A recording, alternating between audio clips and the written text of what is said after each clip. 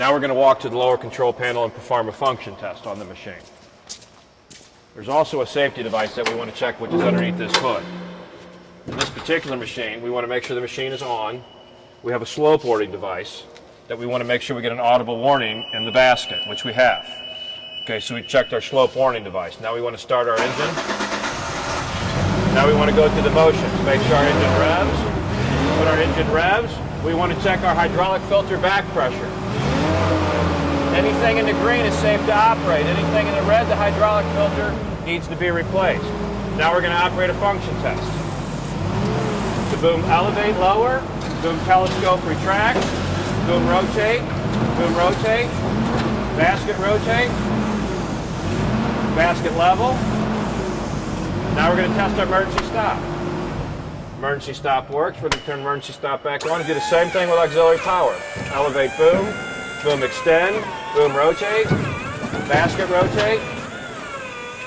level. Now we perform the function test from the ground controls.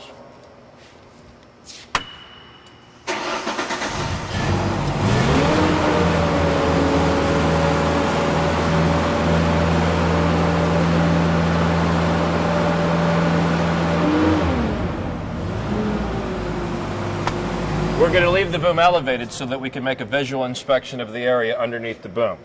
Now we're going to perform a visual inspection of the base of the machine.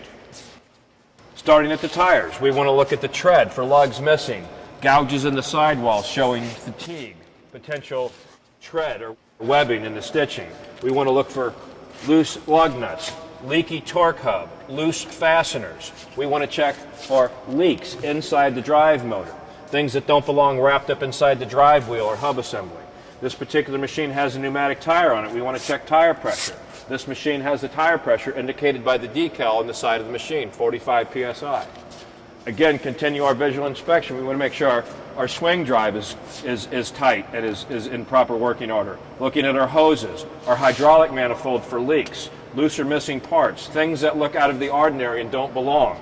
We walk over here. We have more electrical cables and wiring assemblies that we need to look at. We want to look at the level of the fuel tank to make sure we have sufficient fuel supply at the beginning of the shift. We want to check our hydraulic oil level with the boom in the stowed position. We're slightly elevated, but we still have adequate hydraulic oil in this particular machine. We'll close the panel shortly. Here we have another tire. We want to check tire pressure. We have the appropriate tire pressure. We're looking for loose lug nuts. Again, same thing with fasteners, hydraulic leaks, condition of the tread overall. We have drive motors up front, so we're looking for the condition of the drive hoses, the pins, the fasteners assemblies that hold this weldment to the structure. Looking at the drive motor for signs of damage. Looking at the axle oscillate cylinders for damage, leaks, and other missing or worn parts. Fasteners that hold the cylinder in place, we're looking for that. Looking for the axle oscillate pin to make sure that it's secure and in working order. Again, we have another hydraulic cylinder looking for the same thing. Leaks, missing parts, damaged parts, things that the machine might have obstructed at some point in time. Other fasteners, another drive motor, hose assemblies, leaks inside the drive motor assembly. We're making a visual inspection of the machine. Again, overall inspection of the tire, make sure the tire is in safe working condition. Checking the air pressure. We have adequate air pressure. Checking the lug nuts. Loose parts on the torque hub assembly. Now we come to our motor over here. Here's our engine power plant. We have a fuel-injected gas-powered engine. We want to check the oil in the engine to make sure we have sufficient oil. And we do. We have oil in this engine and it's safe to operate. Looking over here, we have a drive pump and a function pump. We're looking for hoses that might be worn, leak, loose fittings and so forth while the engine's shut. We want to make sure that our hoses are tight.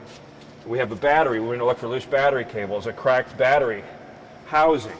We come over here, we have hoses for the radiator assembly, alternator, battery cable, make sure that it's not loose. Over here we have coolant level. We want to make sure that we have good coolant level in the machine, giving our engine an overall inspection, making sure the engine's safe to operate. And we do.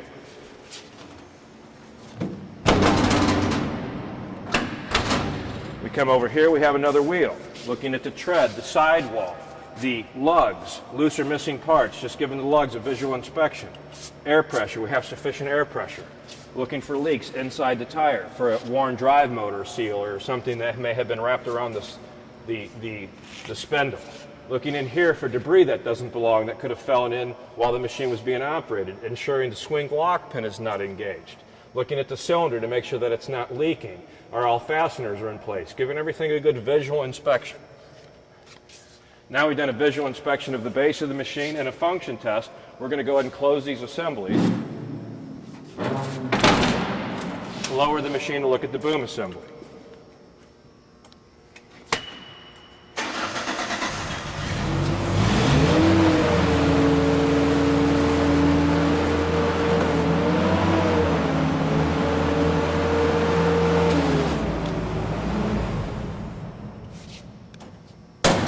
Now we're going to walk up and look at the boom assembly. Here we have a limit switch. We want to make sure it's functioning properly.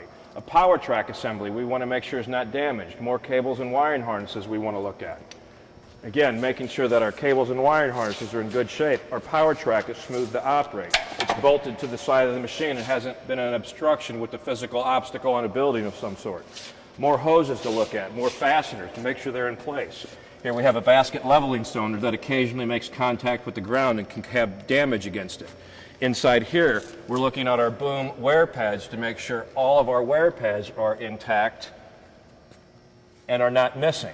Here we have a good wear pad assembly. We walk over to the basket. We can give the basket a good shake looking at our basket swivel assembly. Making sure that the bolts and fasteners are secure. We can shake the basket, making sure our fasteners to everything else are secure. We can shake the boom assembly and make sure the rotator doesn't have additional play in it. Making sure that the ring gear is secured to the pedestal and the pedestal is secured to the ring gear. Now that we have a guardrail structure that is secured to the machine and a boom structure that is secured to the base, we can now enter the platform and perform more tests. One of the safety devices that we need to check on this machine is the active oscillating axle. We need to perform 3 different procedures for that to happen. They are as follows. First, drive one wheel onto a 6-inch rise.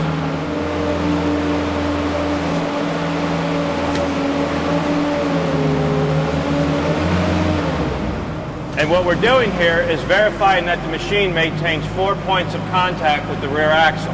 And when we look at the rear axle, we see that both rear wheels are touching the ground.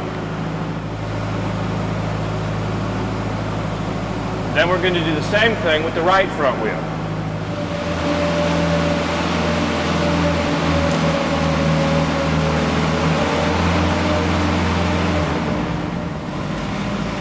And again, we're verifying 4 points of contact with the right wheel now elevated, ensuring the active oscillating axle is working properly.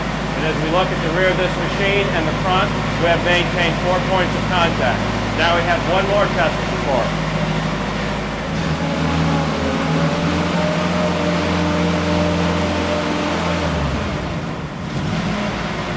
And what we're doing here is ensuring that the active oscillate valve is working properly when one wheel is raised, that the machine compensates for the terrain. So we tested the left front wheel, the right front wheel, and both, and each time we've made 4 points of contact. This axle is operating properly. Now that we're in the platform, we're going to do a function test of the safety devices and the controls specific to this aerial platform, and as always, looking for the decals for legibility throughout the entire machine. First thing we want to do is see if our machine starts. Make sure that our foot pedal operates. And our foot pedal operates, making sure our emergency stop kills the engine. So we have 2 safety devices we've already checked. Starting the engine again, verifying our horn works. We're going to go ahead and test rotate one direction, making sure that it operates smoothly. While we're rotating, we're going to be checking another safety device, which is our drive enable. Once our drive enable light comes on, we'll be testing another safety device. Once the machine's rotated, the light comes on, drive is cut out. The machine will not drive unless you hold the enable toggle switch to regain your drive functions. So now we tested our direction, our swing, our proportionality, and our drive enable safety device. When we get the machine back in line, we'll continue our process of checking functions.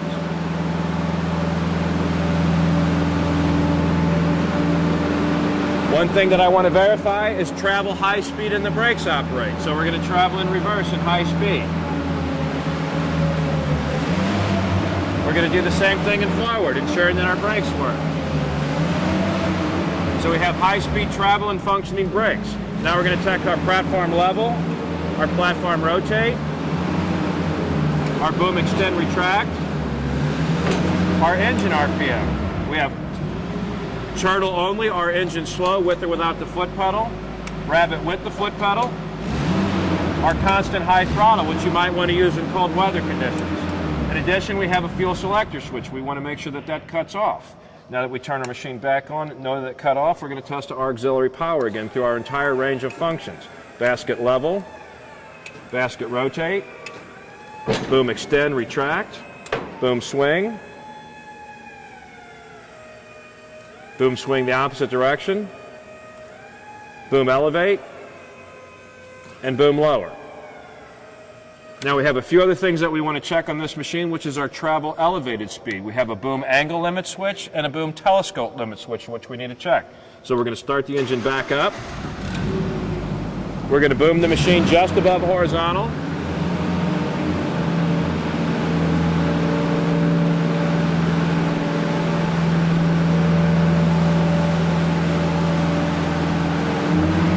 And we're going to check our high-speed travel cutout. We have not achieved it yet, so we're going to boom up slightly higher.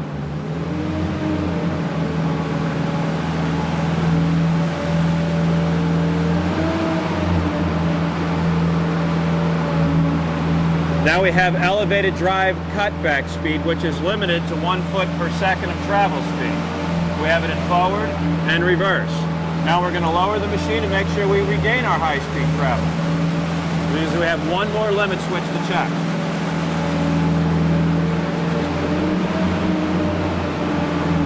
We have high speed back. Now we're going to check our extend limit switch for proper operation.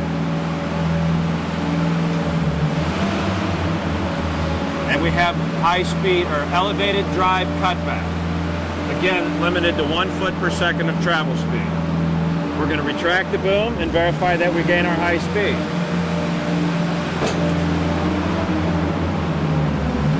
And we do.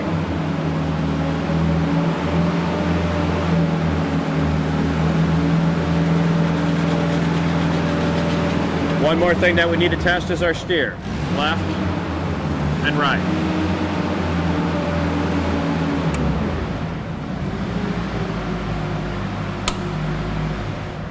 So we've done a function test throughout the range of motion of all the controls on this particular machine, as well as the safety devices, as well as a visual inspection. This machine is safe to operate.